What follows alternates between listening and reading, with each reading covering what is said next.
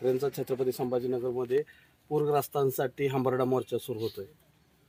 मग ते सरकारकडनं मदत जी दिलेली आहे ती मी माग सुद्धा एकदा बोलताना बोललो होतो, त्यांच्या काळामध्ये जेव्हा शेतकऱ्यावर संकट आलं, आपत्ती आली, शेतकरी अडचणीत सापडला, त्यांनी जेवढी मदत दिली नव्हती त्यापेक्षा ज्यादा मदत महायुतीच्या आत्ताच्या सरकारनं या पुरामध्ये सापडलेल्या शेतकऱ्याला दिलेली आहे।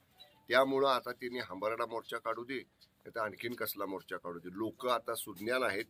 तुमच्या काळात काय मिळालं आणि आत्ताच्या काळात काय मिळालं हे लोक समोर डोळे उघडे ठेवून बघतायत। त्यामुळे हे केवळ आता लोकांना निव्वळ सहानुभूती मिळवण्याचा प्रयत्न उभाटाच्या लोकांचा चाललेला आहे। याचा जनमानसावरती काही परिणाम होणार नाही।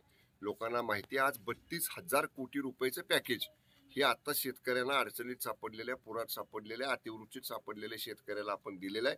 त्यामुळे निश्चितपणे महाराष्ट्रातला शेतकरी मदत देणारे कोण आहेत आणि केवळ अशा पद्धतीचे मोर्चे काढणारे कोण आहेत हे जाणून आहे। एकंदरीत राज्यात जी अतिवृष्टी झाली त्यामध्ये सातारा जिल्ह्यातील मान, खटाव आणि फलटण जिल्हा तालुक्यांचा समावेश दिसतोय। मात्र गेले 4 ते 5 महिन्यांपासून सलग पाऊस असल्यामुळे 70% पेरण्या रखडल्या आणि जे पेरणी झाल्या त्याचं उत्पादन निघालं नाही। शेतकरी संकटात सापडलाय। प्रत्यक्ष स्थळ पाणी करण्याचे आदेश जिल्हाधिकाऱ्यांना माननीय मुख्यमंत्र्यांनी, दोन्ही माननीय उपमुख्यमंत्र्यांनी दिलेले आहेत। त्यामुळं पुरवणी तालुक्यांची यादी सुद्धा सुधारित GR मध्ये समाविष्ट केलेली आहे।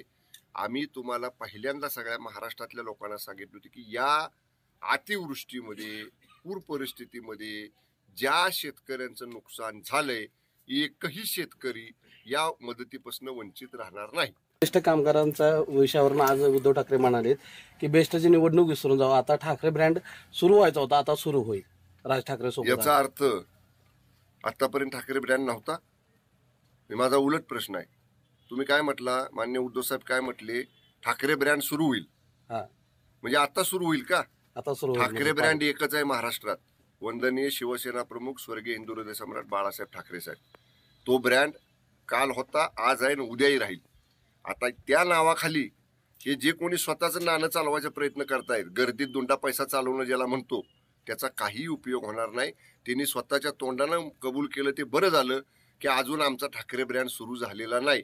याचा अर्थ त्यांचा ब्रँड अस्तित्वात नाही, हे एक प्रकारे त्यांनी मान्य केलं।